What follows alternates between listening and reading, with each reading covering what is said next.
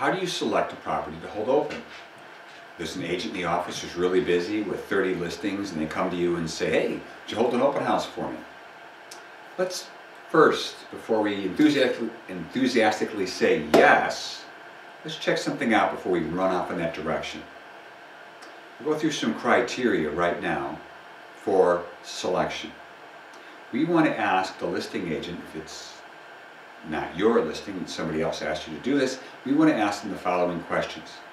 One of those questions is, how's the foot traffic in the property?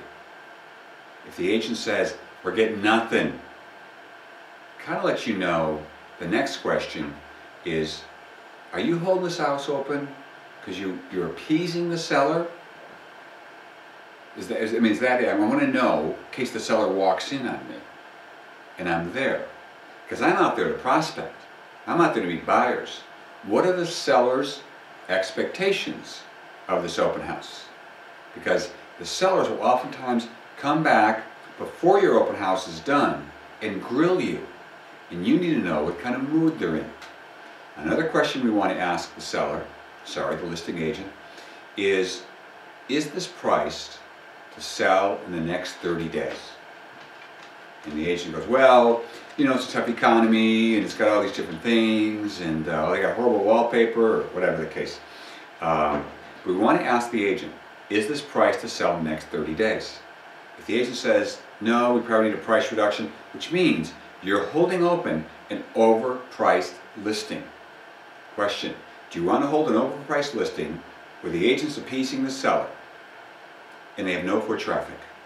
You know what will probably happen for you? You'll have no foot traffic because it's overpriced. Let's make sure before you're heading off in that direction, we know some of these answers. In addition, ask the listing agent, are there any issues with the property? Decorating wise, or sloped backyard, or backs to high tension wires, or a fire department, stop sign right in front of the property, corner lot that's really small, a backyard that does one of these, falls off really bad, structural problems. Are there any issues with the house that I need to familiar myself with? And by the way, you could probably get the seller's disclosure if you have that in your state and read what the seller wrote. Read what the listing agent wrote on the MLS flyer. It's online. Let's gather some information to find out, is this a worthy time for you to spend? Open houses can be successful. Remember, we're waiting for business to come to us.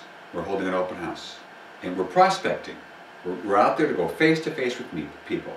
Now there's FSBOs and expireds, which we won't talk about right now, but those are also ways to go out and meet people. So this falls under what I call the prospect-ping open houses. And where the things that you do at this open house and interact with people, the goal is for them, while they're walking around this property, to interact with you, but not you following them, but them being attracted to what your presentation is going to be when you're in the kitchen. And we're going to go through what is your presentation and where do you give it in the property in the following videos. Okay, thanks for watching.